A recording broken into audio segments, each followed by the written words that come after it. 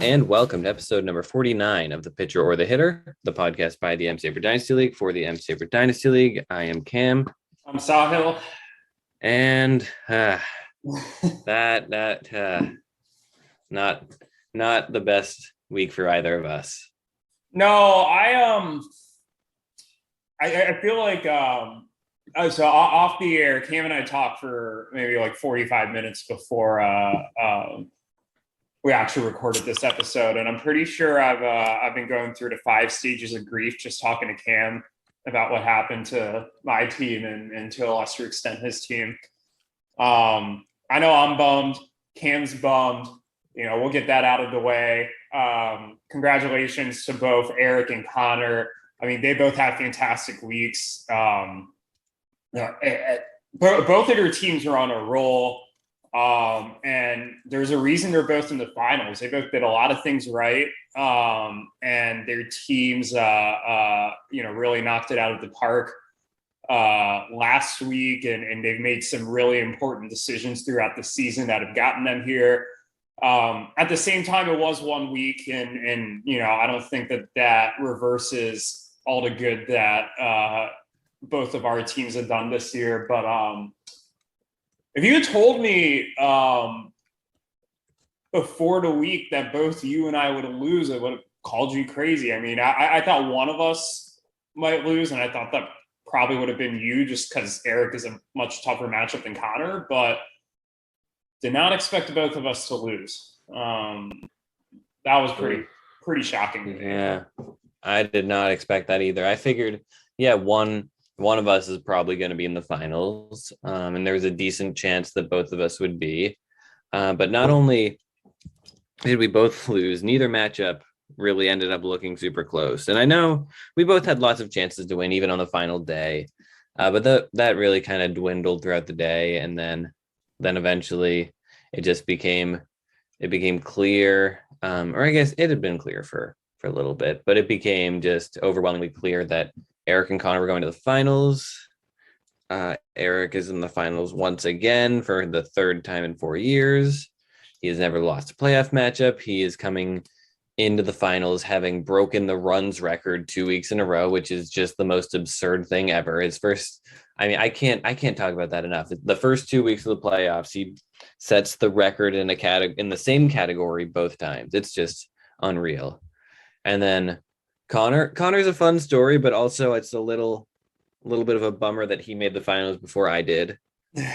After all of this, but overall, yeah, it's a frustrating week, but I'm hoping it's a good finals, and it certainly will be, and we'll have a lot of excitement and a lot of stuff to bring us into the off season, which I'm sure will be great too. Yeah, it's definitely, I think the one thing I'll say is that it's definitely going to motivate both you and me to really make the necessary improvements in the off season. For me, at least, to get back to the finals, and for you to get past this semifinals hump, which you can't seem to overcome. I don't know if there's a hump for me. It's 2 semifinals appearances, one where I almost had a huge upset, and the other where I didn't play my best or anything. I played pretty well, but I don't know. I don't think it's a thing yet that I notoriously can't make it to the finals. Yeah, I mean, I don't think it's notorious or anything, but it's still something you haven't been able to get past. Maybe hump was a little too dramatic, but it was a dramatic hump. Oh Lordy. Do we just want to rip the Band-Aid off and dive into these? Let's do it. Who's are we going to talk about first? I mean, we've been talking about the high seed matchup first throughout the playoffs. It's all you. Let's rip my Band-Aid off first. First off, again, congratulations to Conor. He played well. My team just did not bring its A game. And one of the key differences I want to point out was what Connor and I both did at the trade deadline. I acquired Michael Brantley, Dansby Swanson, Adam Wainwright, Will Smith, and before the deadline, but I'll still count it, Zach Eflin. The big two players that Connor got were Sal Perez and Robbie Ray. Michael Brantley got hurt, didn't play at all this week, and actually spent a couple of days in my active roster before they put him on the IL. Dansby Swanson has been in a major slump over the past month, pretty much since I got him. He was hot right before I got him. The second I got him, he slumped. Adam Wainwright's been fantastic. He's great. I have nothing but good things to say about him. Zach Eflin, out for the year. Will Smith blew an important save this week, which would have helped me win that category instead of tie. Connor, on the other hand, Sal Perez, Monday, home run, 2-run shot. Tuesday, solo shot. Wednesday, grand slam. That was enough to swing homers and ribbies and presumably runs his way, which looks like it probably was enough to swing the matchup, just that single player. Robbie Ray swung strikeouts. He had 13 strikeouts. He pitched 7 great innings, and presumably that probably affected ERA as well. So, when you're looking at building the totality of these rosters, it's obviously important to get 30 really good guys or, build a nice core and be able to fill it in, with other players when necessary. But, sometimes going out and making that big trade or making a big swing can really make a difference. And I know that we have kind of been a little skeptical about some of Connor's trades throughout the past couple of years. Although I think we both really liked his Barrios or Perez deal and the McMahon for Ray deal. He picked up the right players. I was not able to. Had I been able to get Sal Perez, which I've really been gunning for, we're having a different conversation today. I also just think, putting this in perspective for my team, I was 10-1 against playoff teams in the regular season this year. My only loss was the blowout loss to you. This included beating Erik 11-1. This included 2 big wins over Connor. This included one big win against you earlier in the year as well. So my team did a lot of good this year. And if you're going back since the first season, or since like the middle of the first season, I've only lost one matchup before this past week, where I would have won fewer than 5 categories. And that was the blowout to you earlier this season. So even when the few times I've lost since then, they were very close matchups. I haven't really been blown out. So for Connor to only hold me to winning 2 categories was pretty shocking. Had I had a close loss, had I lost 4-5-3, might be a little different. But to see this result was pretty shocking. And I feel like I know Cam was tracking this a little earlier in the season. He hasn't been as much. How many times you would have beat someone over the course of the season if you would just play them head to head?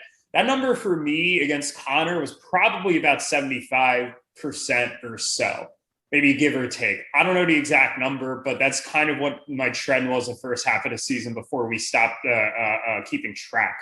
If you run this matchup back 100 times, more often than not, I'm winning, or odds are it's pretty close. This is not to say that Connor didn't do great. Connor deserves to be in the finals, but I'm not looking at this necessarily as my team just totally failing and suddenly they're a bad team. I'm looking at this as, just kind of what can happen when you roll the dice here and what happens when you play a single week and have that single week count, to determine whether or not you're going to make the finals versus, having it just be 1 week in a very long regular season where it counts. So I'm very disappointed in my team. The bats, especially on Friday and Saturday, when it was still close on Friday, just shot the bed. I think I had 1 homer, 6 ribbies through that stretch, not too many doubles, not really doing what I needed. The OBP wasn't there. Sunday they came alive. I think I had like 11 ribbies or something really high like that. Let's see, like 11 ribbies. Connor's offense struggled up until the very end when he got back-to-back homers from Adam Duvall and Eddie Rosario. And, maybe if I had another day or two of that performance, maybe my offense had started to heat up on Friday or Saturday. Like you predicted on the last episode, that's probably when I picked it up. It's a different story, but it's just too little too late at that point. I thought my pitching overall was pretty solid, and the numbers are a bit inflated because I was pretty much like 0 for 3 with streaming. Nick Pivetta against the Orioles, I thought would be a good matchup. He didn't do well. I got a little desperate and streamed Jay Happ and Jordan Lyles yesterday because they've both been pitching very well recently, despite some not so great matchups. They didn't do well. That inflated the ERA. But, Connor was just a little better in ERA this week, and that really got to me. And I wasn't able to pull it out in saves or holds. We tied there, which was also huge. I mean, as for Connor's team, I thought Connor played fantastic this week. 7 steals was great. The 333 OBP was more than enough for him to win it this week. He had a very strong 86 strikeouts this week. I think he did everything that he needed to win. I don't think it was a particularly dominant week from him. And I know we're going to talk about a team here in a second that had a very dominant week, and Erik, but Conor keeps doing what he needs to win in the playoffs. And last thing I'll say, I'll have to issue Conor an apology because we were talking during the season about how Conor seemed to be incapable of beating the biggest teams when it mattered. And we thought that was going to be the thing that held him back. I believe he went 0-6 on the season against you, me, and Erik, the 3 teams seated ahead of him. And he beat me this week. So, again, if we run this back 100 times, I think I'm more likely to not to beat him. But Conor had a great week this week. He deserved his win. He's done a great job managing this team. I'm very happy to see him build this team to a team that made the championship after the cards he was dealt with at the very beginning, with him having an auto draft. And I'll be rooting like hell for him in the finals. Just congratulations, Conor. Great performance by you, and really glad to see you win.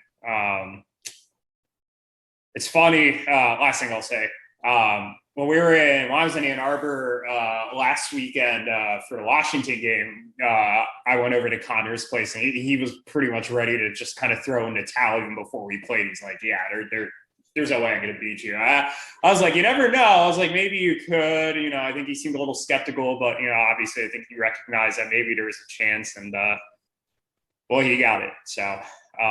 Congrats, Conor. And I don't know if that was as long as my Biggio rant. Maybe it was close, but I wanted to say all that. It's your turn, Dan.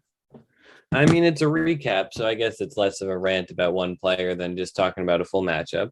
Yeah. But yeah, first and foremost, Connor's in the finals. That's amazing. No one gave him a chance. Even we both picked him to lose in the first round, and then we both picked to lose this week, and now he's in the finals. Very, very crazy for him. Especially just given where his team began, but even like where it looked before the season, they looked at like an improved team, but not like a team that could make the finals, certainly. And this, would you say that this is the biggest upset in league history? Not including like little like rinky-dink matchups in week 8 of 2019 or whatever. I mean, like, the thing about that is, like, they're all 1 week matchups, right? So, you can always say that they're just like, they're all could qualify as upsets, right? But I think given the magnitude, this has to be the biggest upset in league history. And especially given that I only won 2 categories and tied 3 of them. Yeah, no doubt in my mind. Yeah, man, I agree with you there. But yeah, that's, I guess, all we have to say about that matchup. Are we ready to, I guess, go into mine? Yeah. One last thing I'll say about that. I wonder where you and I ranked Connor when we did our power rankings in the off season a year ago. I'd love to go back and check that and see, because there's no way either of us ranked him even in the top 6, maybe not even in the top 8. No, I think I might have had him at 8, but I don't know, maybe 9. I don't know. Yeah, I think we might have did it around the time that he traded for McMahon and Edmund. I remember Hurricane Connor. I'm pretty sure we didn't like a single one of those trades, and I'd be interested to go back and see how those trades panned out for him now. But I think it's around the time we did the power rankings and Hurricane Connor. But yeah, I ripped my Band-Aid off. I'm slowly moving through the 5 stages of grief here. You ready to rip your Band-Aid off? Yeah, I guess I'm gonna have to, aren't I? Yeah, at some this point. This is the role we foisted upon ourselves as podcasters. Yeah, I have to say, usually, like, I could like just shut off the app and just like not think about it, pour all my attention to football. But like, you and I have chosen to have an hour plus long podcast where we just talk about how badly we lost. So we really hate ourselves here, obviously. We do. I mean, we were cocky throughout the year. We were so cocky.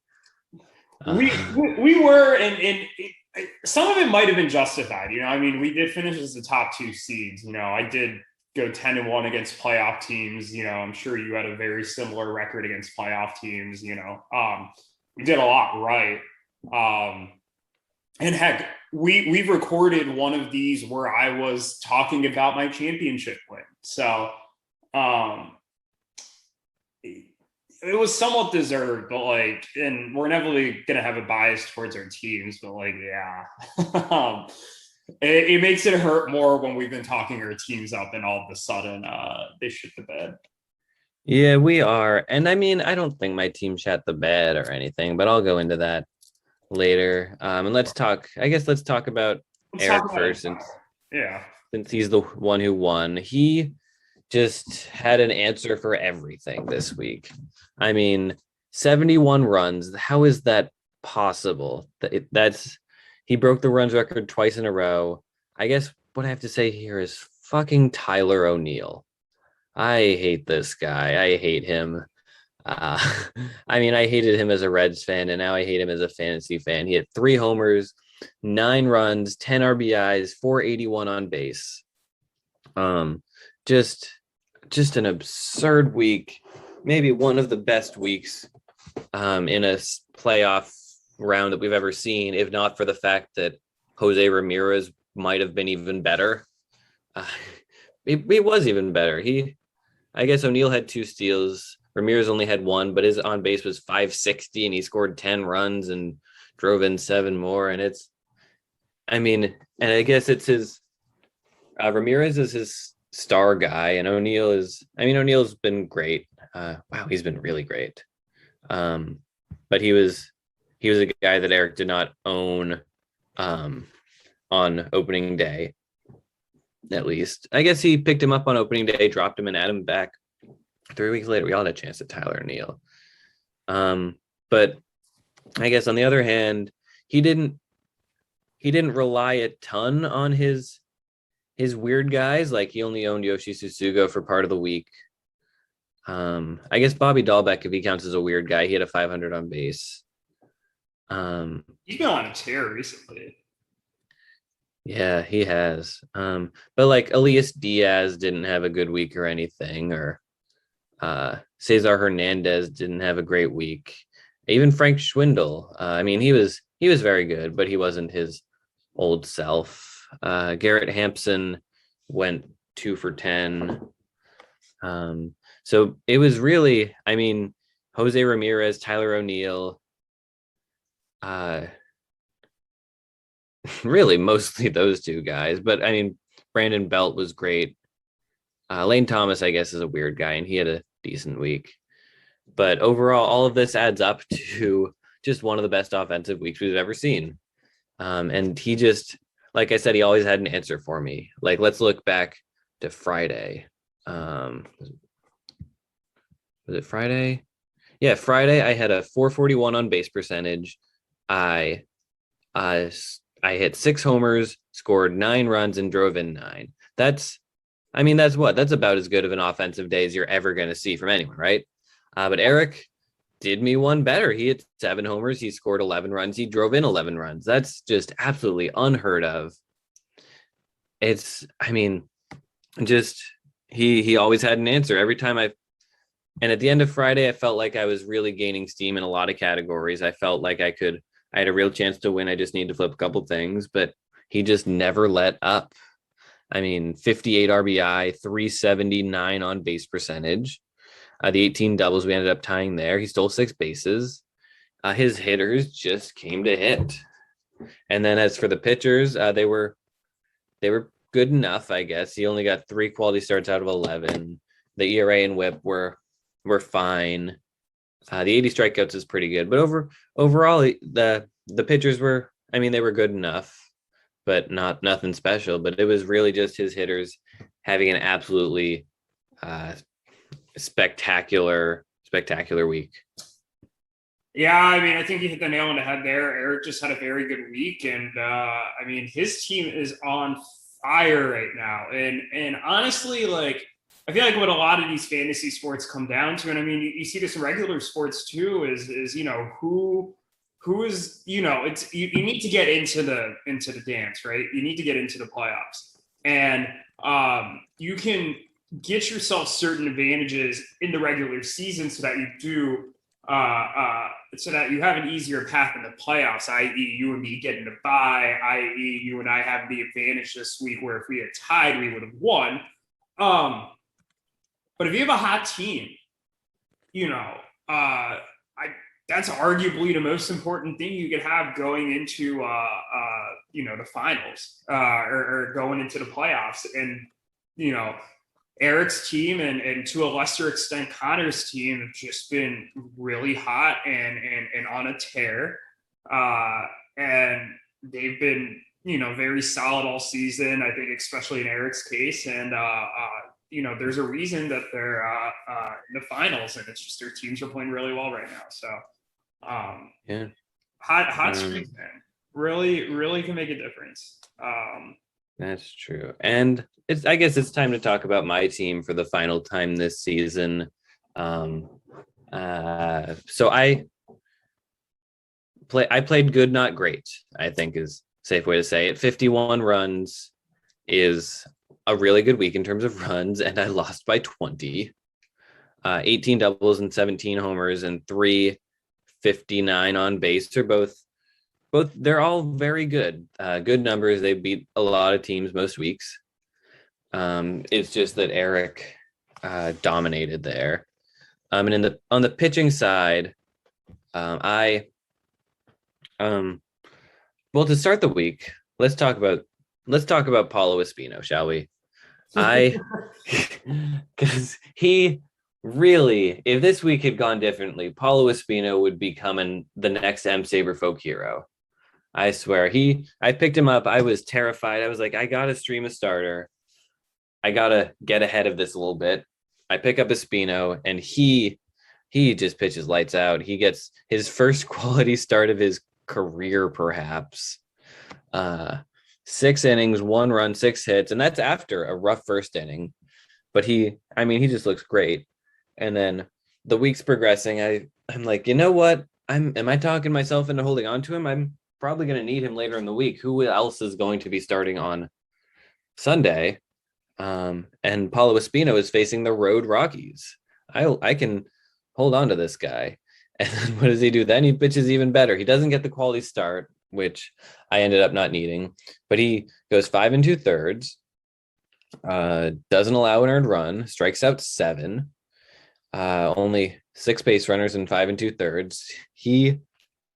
I mean, he might be playing his way onto my team. And like I said, if I had managed to, I guess, have an ERA a tiny bit lower to win that category, and then I flipped a couple other things somewhere else enough to win, Paulo Espino would have been my hero of the week. And that's it's just sad that it didn't work out that way. And my pitching on the whole, I guess, I thought it was really good, except for a couple of isolated things, and that's just how it goes sometimes, you know. Like Tony Watson, I picked him up, and he just got blown up. He single-handedly lost to me ERA there, and possibly WHIP, probably not, but 3 earned runs in 2/3 of an inning from a reliever, that's not good. Sean Manaea, I trusted him enough to put him back into the lineup. He got blown up. And then I guess the main point I wanted to make about my pitchers was going into the season, I set a goal to make my rotation younger. That was the goal. I saw guys like Darvish and Ryu getting older, and I thought that I need to do something about this, supplement my team, find guys who are younger. And so I did get guys who were younger, that's for sure. Tyler Mahle had a great quality start for me, and Eliezer Hernandez pitched 5 2/3 really strong innings with a good ERA. And even Shane McClanahan, who kind of jumped into a spot in my rotation, pitched really well, only 5 innings, but 7 Ks. But the thing is, my older guys, I held on to them. I thought they had another year. My older guys, by that I mean Ryu and Darvish. I decided that they could stick around. They had some good time left in them, and I could continue to use them.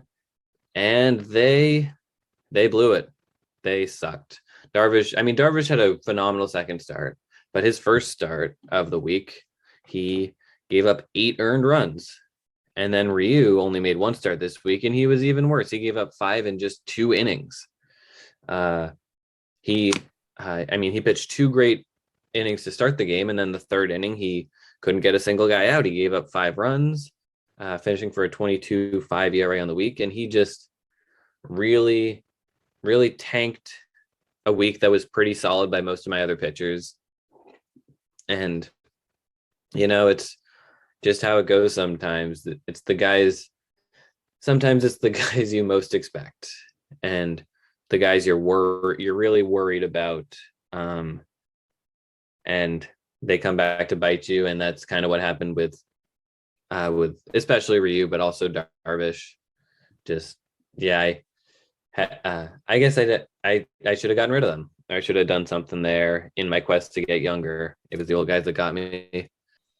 But I think there's definitely a lot to be happy about with my team this week. And certainly this season. I played super well. I managed to get the 2 seed.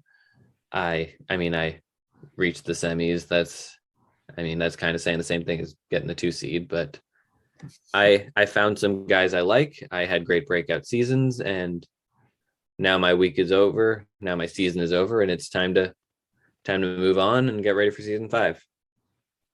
Yep. Hard to believe we're about to start our 5th season, by the way. It's crazy. 2 things I'll say. One, if your goal is to sell Darvish and Ryu in the offseason, you really made a great sales pitch to everyone. But number 2, I think it just speaks to how difficult a dynasty league is. And how hard it is to know when to trade away a guy whose value is going to change, what their value is going to be moving forward.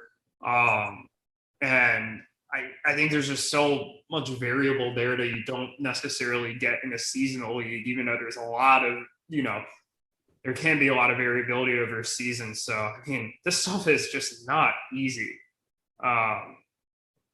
This is even the best of teams are going to make some mistakes. I mean, Eric's traded away Jacob deGrom, Jack Flaherty, and Trevor Story.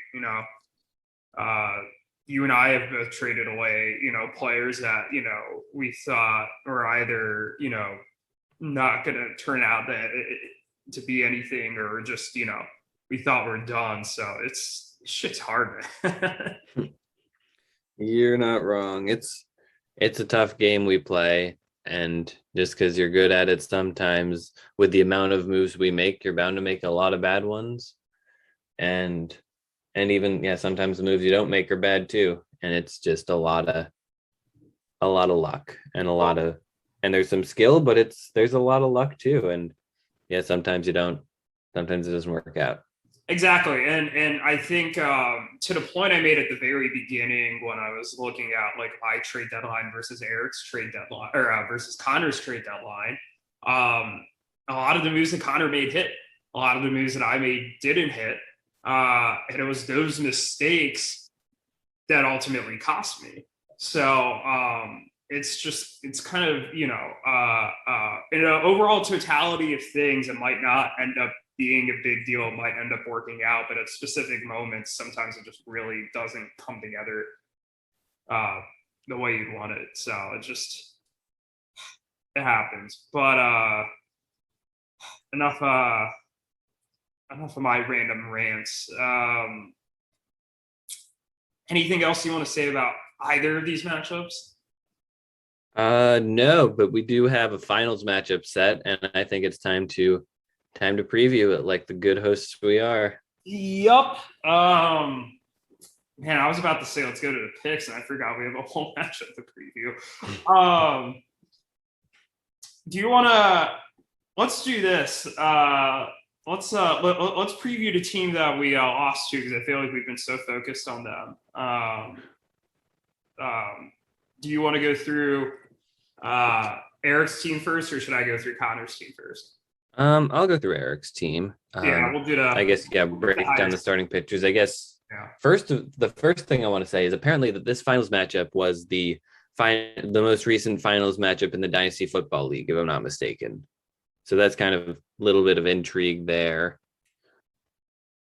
But Connor, he did end up winning the football league, so maybe he can have a repeat over Eric, or maybe Eric can get his revenge here. But let's talk about Eric's pitching matchups. So today, we're recording Monday night. Eric had Eric Fetty. Eric pitched Eric today. And I guess we're after recording. Fetty pitched okay, not long enough to get the quality start, but he pitched pretty well. He got 5 strikeouts in 5 innings against Miami, so pretty good matchup. And he picked up Fetty on Sunday afternoon. So he's making moves. He's already making moves for next week in the middle of my matchup. That's a little hurtful. On Tuesday, he's got Musgrove, tough matchup against against San Francisco. Musgrove is a good pitcher. Moving on to Wednesday, it looks like he's got Chris Sale coming off a really good start against Baltimore. I guess he'd only go the 5 innings. But he's facing the Mets in his next start. So that's only 1 start a day, Monday through Wednesday. And then Thursday is where he's got a few more. And this is all, he's probably going to be streaming a couple guys too on top of this. Moving on to Thursday, he's got Lance Lynn in Cleveland, really good matchup. But it is the first game or the second game, I don't know which, of a doubleheader. So he may not, so the 7-inning game, he may not have a super long leash. He's also got Dylan Cease, who's pitching the other side of that doubleheader against Cleveland. So that could cost them a quality start, perhaps, if you want to just have your guy go 5 and let the bullpen go 2 innings. I guess we'll see. And then he's got Max Scherzer which I mean, Max Scherzer is making a run for the Cy Young, but he does have to go to Colorado. So Max Scherzer at Coors Field could be an interesting one, and maybe could lead to him giving up a couple runs. We will see. Moving on to Friday, he's got Greinke at Oakland, and then Corbin Burnes against the Mets. So two good pitchers there. I know he benched Greinke this past Sunday, and he has now had three rough starts in a row. So maybe Greinke rides the bench again if Eric decides he doesn't need pitchers here, or maybe he cuts Greinke. I know Eric likes to cut people. Saturday, he has Eric Fetty again. If he's still on his team, he goes to Cincinnati, so good matchup for him. And then back to Sunday, looks like he doesn't have anyone scheduled. So we, and again, I expect him to perhaps pick a guy up in between now and then for Sunday. We will see. But yeah, those are his matchups. What do you think about how his team's looking? Yeah, I think this is a pretty solid group. I mean, the one thing I think that concerns me maybe a little bit is that none of his elite guys have 2-start weeks. So you're not getting a 2-start week from Sale or Scherzer or Corbin Burnes or Lance Lynn. Obviously, their 1-start's going to help, but yeah, I think you would have liked to have seen 1 or 2 of those guys getting 2 starts. I'm not necessarily concerned that the 7-inning games are going to limit Lynn or Cease too much, especially Lynn, because Lynn is just, they're going to ride him for as long as they want to. I agree with you. I wouldn't be surprised if he benches Greinke again, especially with the Oakland matchup. And Joe Musgrove's 2 matchups this week are not easy. I mean, the Giants and the Braves. So, I mean, he's been really good. Oh, Musgrove has to face the Braves this week? I don't think ESPN showed that. That was on Sunday. Sunday. I must have missed that. Yeah. I will blame the website, even though it might have been me. No, I mean, when I had my matchup with Conor open, when I opened it up, it had showed the proper scores, but then literally like after 2 minutes, it switched to have Conor having a 6 ERA, 21 strikeouts, and a 144 whip. So like, I just like, I don't know how this app operates. It's dumb. ESPN kind of sucks. If there's a better platform, I guess we've devoted so much of our time to ESPN, it's hard to switch, but. I feel like 90% of the time it gets the job done. I feel like there's like a couple of things that are a little bit annoying. And like the problem is, unless we like went to one of these sites and paid for some of these features, I don't know how much better we're getting. But going back to Musgrove, those are 2 hard matchups. And like I said, Musgrove's been pitching really well. But he did pitch against San Fran this week. He had a quality start, but only 4 strikeouts, 3 walks, 6 innings, 3 earned. He hasn't started against Atlanta over the past couple of months, but he might have started against them earlier this year. So I think overall pretty solid pitching week for Eric, but not anything I'm looking at and I'm thinking like, damn, this is just like, from a quantity perspective or a matchups perspective, like he's clearly going to have an advantage here. Yeah, no, I agree. I could see Conor taking some of the categories if he's got good matchups, and we'll see if he does. But yeah, a lot of Eric's best guys don't have amazing matchups. Especially like you said, they don't go twice except for Musgrove. Yeah. But yeah, I think they'll be fine, but there aren't any starts that you circle. Like for example, last week when he had Scherzer in Cincinnati, and you're like, "Yep, this is 6 shutout innings, book it." Yeah, no, exactly. I mean, Scherzer's probably going to pitch 6 shutout innings. Let's be honest. That's true. It is Coors Field, but yeah. Anything else about Eric's pitchers, or do we want to turn to Conor? Let's turn to Conor. Who does he have going? Yeah, so Conor has 4 starters today. It's been a bit interesting. and not necessarily in a good way. He had Carlos Rodon, Tristan McKenzie, John Means, and Robbie Ray go today. Rodon pitched 3 innings, 2 earned, 6 Ks. Tristan McKenzie, 4 1/3, 7 earned runs, only 4 strikeouts. Robbie Ray, 4 2/3, 3 earned, 7 hits, 5 strikeouts. So a sharp departure from how well he did last week. He was actually pitching really well through 4 shutout innings that got kind of beat up in the 5th a bit. And John Means is pitched 6 2/3 shutout innings. So he only got 1 quality start out of that bunch. That's a little concerning. He's got Marcus Stroman against Boston on Tuesday. That's in Boston. Nobody on Wednesday. He's got Aaron Savali against the White Sox on Thursday. Savali's coming off 6 shutout innings against the Yankees. Although he has been, he's only 3 starts off a pretty lengthy IL stint. And given the matchup, I wonder if Conor maybe benches him. Plus, it'll be part of that doubleheader. So limits his upside a little bit, maybe.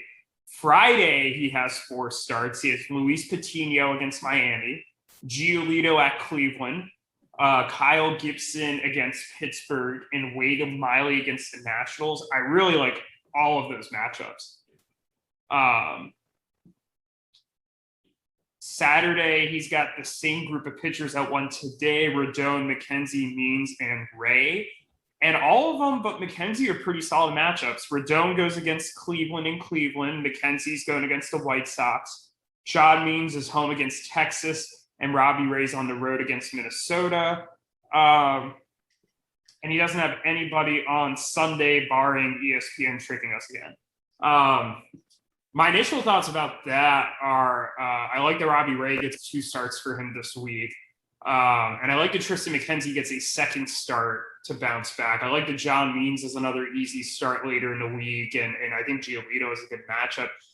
I think he has a lot of good matchups from his pitchers, and I think he gets a lot of starts. I think my main concern, or 2 concerns, is 1, he doesn't quite have the top-end talent that Erik has. Robbie Ray's nice, but he doesn't have a Scherzer. He doesn't have a Corbin Burns. He doesn't have a Lance Lynn.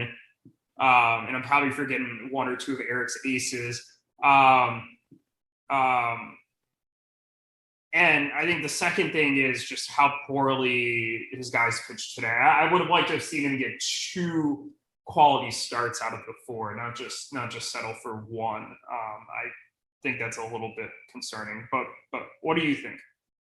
Yeah, I think it's definitely not the start that Conor was looking for. But he has enough guys and he has enough good matchups for the remainder of the week that I think he'll be fine. And I think especially Robbie Ray could make just a huge difference this week for Conor's team and for his rotation. Just really, really has been one of the most impactful ads of the year. I was just bummed to not get him. And I think, yeah, Conor's in good shape for his pitching, I think. And if he has an offensive week like he did last week, he really has a shot at doing some damage. Yeah, absolutely. I mean, I think the potential is definitely there. And this honestly feels like one of those weeks where I wonder if Eric, like kind of what I thought my matchup versus Conor would be, where Conor might do a little better in the quantity, but Eric might do a little better in the quality, like i.e. the ERA and the WHIP. But I also think Conor's pitchers have a lot of good matchups. So I'm not, I'm not sure. I feel like I got to give a slight edge to Eric's rotation here, just because like Scherzer, Burns, Lynn, these are the types of guys that are just really hard to bet against. But I don't necessarily feel good about that prediction. Like I think it could go either way. I wouldn't be surprised to see Conor, outpitch Eric. Yeah, I think I would not be surprised to see either team outpitch the other team. And I would I would maybe give the edge to Connor's pitchers, but it's gonna be close. And I mean, maybe it's not gonna be close. We'll see. Maybe it'll be like a 5 ERA versus a 1.5 ERA. We really never know, but I think Connor has the edge pitching wise slightly for this week. That being said, Erik probably has the hitting edge. I mean, if he continues to break runs records, he's going to be unstoppable no matter what Connor can do. Even if he puts together the once in a season hitting week he did last week. Yeah, I don't think we have to dig into that too much. I mean, Erik's offense has just been on a tear. He's got quite a few like elite players. I mean, Whit Merrifield, Jose Ramirez, Giancarlo Stanton, Teoscar Hernandez. I think you know very well about Tyler O'Neill. Obviously, Shohei Ohtani and what he's done this year. Chris Taylor, now that he's kind of healthy, although he's been slumping a bit. I mean, no disrespect to Connor's offense, but like Connor's offense has been very up and down this year. They were very up last week, but I don't trust his offense the way I trust Erik's offense. And then again, last week I said I had the offensive advantage. I thought that Connor had the counting pitching advantage, but not the quality pitching advantage. I thought Connor had the stolen base advantage, which, by the way, let's point out here, Connor already has 2 stolen bases to Erik's 0. And unlike last week, that should be a competitive category. He got both of those stolen bases from Alberto Mondesi. So just something to keep an eye out for. That might be a category that leans Connor's way, but it might be. Yeah, I just from a talent perspective, or maybe not even talent perspective, but just from a how they've been playing lately perspective, I think I got to pick Erik's offense over his. I was going to say with respect to the bullpen, Connor's bullpen had a really nice game last week, or against me. He got 4 holds and 4 saves. You know, he's getting Andrew Chafin's part of that like saves group in Oakland. He's also getting some holds. Hader is obviously elite. He's got a couple solid holds guys. Hansel Robles got a couple this past week. I know Erik has Luke Jackson and Ryan Stanek, although Ryan Stanek is on the paternity list. Tim Isa, Devin Williams. So I think he could get, a couple holds. I think I give the bullpen edge to Connor just because I think Connor's for sure going to win saves, and I think that holds are going to be roughly even.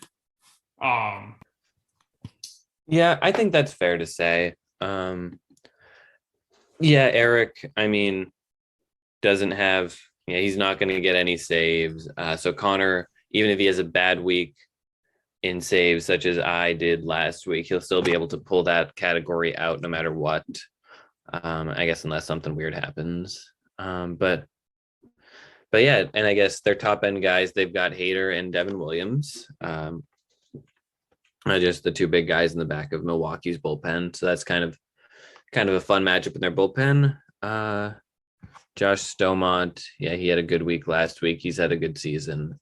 I think I would probably give Connor the bullpen edge for the same reason, but bullpens are weird enough.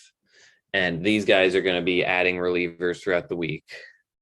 So I can't really give too big of an edge to either team. Connor did not make a single ad drop last week. Really? Yeah. I think that's one of the impressive parts of his win too, is I made like 6, he made 0. I was still able to pull it out. Maybe things are closer this week and he feels more compelled to do that, but I don't think it's a guarantee that he's making a bunch of ad drops suddenly. That is a huge surprise. I mean, God, you used 7, you said, right? I think I used 6. You used 7. In my matchup, Erik used all 8 and I used 7. Erik uses all 8 just about every week, even in the regular season, it feels like. So it feels like a very, very big mismatch of styles in the finals. Yeah, and you know, I don't want to talk about my team too much, but like usually when you see me making a bunch of ad drops in a week, it's usually not a good sign for me. And the fact that they make 6 was not a good sign. I usually take pride in making as few ad drops as necessary. Um, and the fact that they make 6 was alarming to say the least. They all Yeah. came in the last 2 days, or other than I think I made one early in the week when Brantley landed on the IL. I added Gio Urshela, but other than that, it was all late in the week. Yeah, there's some panicked moves. Maybe if Connor gets panicked, he'll make some moves like that too, or maybe he won't. Oh man, it's going to be fun no matter what. I mean, I'm bummed that you and I are not in it, but I'm incredibly excited to see how this matchup ends. We could see if Erik can advance to, what would that be, 2+3+3, 8-0 in the playoffs, make up for missing the playoffs entirely last year. Or if Connor can pull the upset and just do what nobody thought was possible at the beginning of the year. Side note, Well, neither of these teams have ever lost in the playoffs, by the way. yeah, I guess Connor's 2-0. Not only is Erik 7-0 right now, if he wins the championship, he will have won 2 playoffs, or he would have won 2 championships where he was the 3 seed going into the playoffs, which means that he had to win 3 games to win the championship. His first season, he obviously only had to win 2. He was the 1 seed, and we only had 4 teams in the playoffs. And last year, I only had to win 2 because I was the 1 seed. But you know, for him to have to win 3 twice during that stretch is really impressive. That is true. I mean, 8 wins, eight playoff wins. I mean, God, it's hard. It's just absurd. I mean, Connor going into this season had won how many regular season games? Like 6. Oh man, yeah, probably. Yeah, I'd be really curious, like going into the season before it started, how many playoff wins that Erik had versus how many overall wins that Connor had? Because that would be 5 playoff wins for Erik, and I can't imagine it's numbers more than like 7 regular season wins for Conor in the first 2 years. Yeah, no,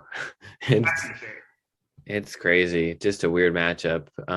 But do we have anything to say before we predict this finals? No, I don't think so. Let's. I mean, I don't think we have to really say what our predictions were last week. We both went 0-2.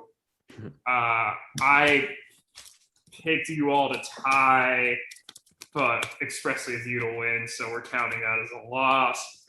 I thought I'd win 8-4. I lost 2-7-3. I thought you all would tie. You lost, or 5-2. You lost. What did your score end up being? It ended up being, I believe, 9-2-1. Yeah, that's right. You picked me to win 8-3-1. So you technically almost got it right, but just reversed. And then you picked yourself to win 6-5-1, which obviously didn't happen. So we were very off base last week. So I am now 78, 33 and 19. You are now 72, 31 and 27. As we calculated it out last week, that means you are 2 games back. I think we agreed that we're going to count the finals. Let's count it as 3 wins, because if we count it as 3, that means if you win, you beat me on the season. If I win, I mean, I beat you regardless because I'm 2 games up. But 3 gives you an opportunity to beat me on the season.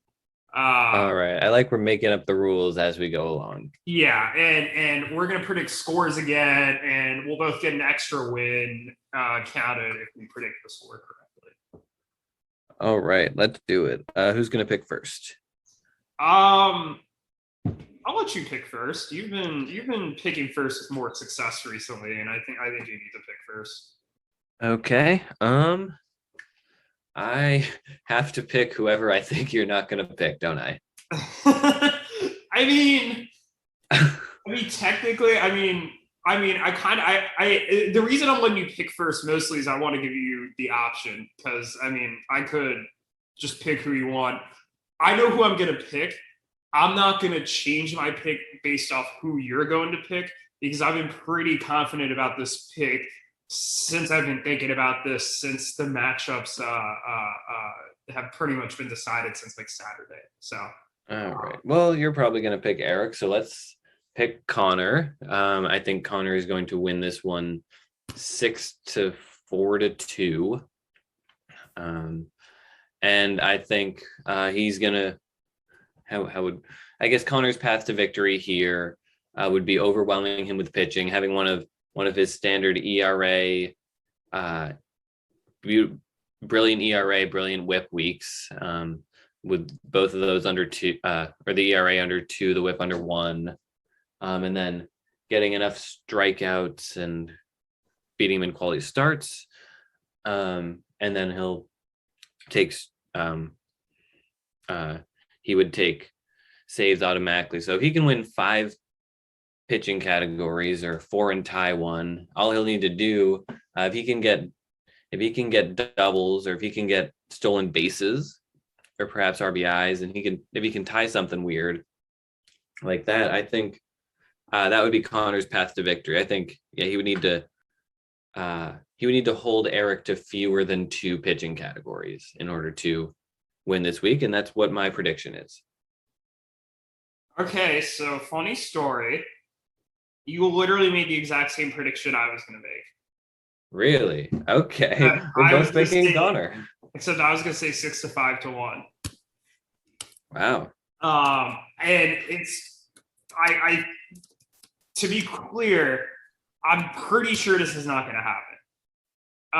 I'm pretty sure that all common sense says that Eric is going to win. But sometimes you just have to bet against common sense and go for the Cinderella. I watched the Ravens last night, and like 48 of 50 pundits picked the Chiefs to win. But I just thought there was some Lamar magic there. You know, the Chiefs have been playing very well. They're the heavy hitters. They're this elite team. They're playing well. Conventional wisdom says they were going to come in. You know, they've won 3 times against the Ravens and Lamar in the past, and they're going to whoop their ass a 4th time, especially with the Ravens, you know, being super injured and whatever. But I'm ready to throw conventional wisdom aside and just go and say the Cinderella is going to win. And I think Connor's team is, you know, Eric's team's been pretty hot the first 2 weeks. Like, don't get it wrong. Connor's team has also been really good. I think we're getting very focused on Eric's hitting, but Connor's pitching has probably been on the balance a little better over the first 2 weeks. And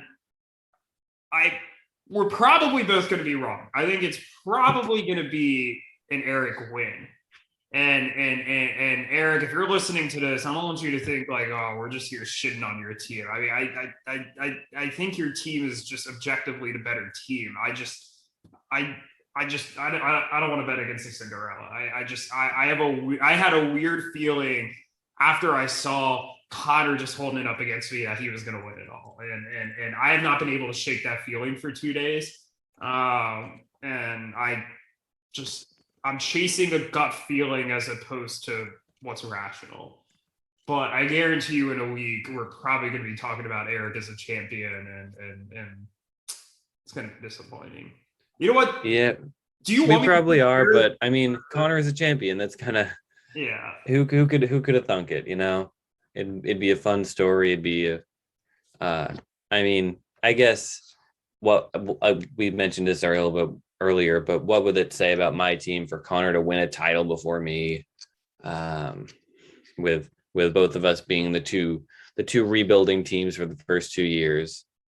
But yeah, it'd be pretty fun either way. We both picked Conor. Like I said, I mostly picked Conor because I thought you were going to pick Erik, and I wanted a chance to win the pick'em. But I'm sticking. Well, then pick Erik then. If you No, I'm sticking to my guns. I'm sticking to my guns. Because I was gonna say, if you actually like, I genuinely had this in my mind beforehand, so I'm not doing this just to beat you. I genuinely thought. Yeah, no, I believe you. Yeah. The other thing I'll say, because you were talking about you and Conor, two rebuilding teams from the beginning, this has to be something that motivates like the Andrews of the world, the Yukis of the world, the Alex Fishers of the world, who are in various stages of a rebuild right now. That it doesn't take it takes time, it takes a lot of effort, but a 3 to 5 year plan could easily get you towards the top of the league. You've done it. Conor's done it. It's possible. So I think one of my big takeaways from this season is that there's more parity than ever. The league was clearly dominated by 3 teams the first 2 to 3 years, and that's no longer the case anymore. And I still think that you and I have the best 2 teams talent-wise, and it's disappointed how we finished. But Erik, Conor, Clayton and Jake, there's a lot of people here are quality teams, and I'm really excited about the direction of this league. Yeah, no, I agree. There's so much parity in the league, like you said right now. And I mean, if Conor's team can make it, anyone's team can. Yeah. There's no situation too dire. Even especially now that teams are getting a lot smarter across the board, where the owners are better. We're all kind of making savvier moves, and still Conor was able to do it. That really goes to show that a good plan and some good prospects and a little bit of luck can get you to the finals. And we'll see how he does this week and what the future has in store for him, and whether he'll be the champion and taking home the Wine Ambassador trophy. Yeah. I feel so dirty having that in my office now, just looking at it, knowing that like in like 2 weeks, like or I guess in a week, like I'll probably ship it out next week. I won't be in possession of it. It's just gonna be an empty spot. Mm-hmm. Well, you got another year to try and win it back. Yeah, no, 5. Like I said, 5 stages of grief. I don't know which one I'm in yet. I might still be in denial. But we'll get there. We'll get there one way or another. We'll get there. Anything else you want to add before we wrap up here? No, I think that just about sums it up. We got 1 week left of the season, and then it's time for the off season, and we've got some really big plans for the podcast once that starts, and I'm really looking forward to it. It's going to be a fun off season. I guess it's already the off season for the 2 of us, but yeah, but yeah, big plans in our future. And I guess maybe this speech is something to save more for next week. But yeah, I'm excited. I'm excited. No, I'm excited as well. Yeah, until then, we'll see you next week. When you hear from us a week from now, there will be a new champion. Yeah, that's true. And we'll be sitting down with the champion, assuming they're available, to talk about how his season went, how his week went, and what the plans for the future are, and just kind of a celebratory interview with them. Yeah, absolutely. And if it is Connor who wins, we'll make sure we get both Connor and Connor. All right. See you then. The song is called I Am So Sad. I am so very, very sad. Goes a little something like this.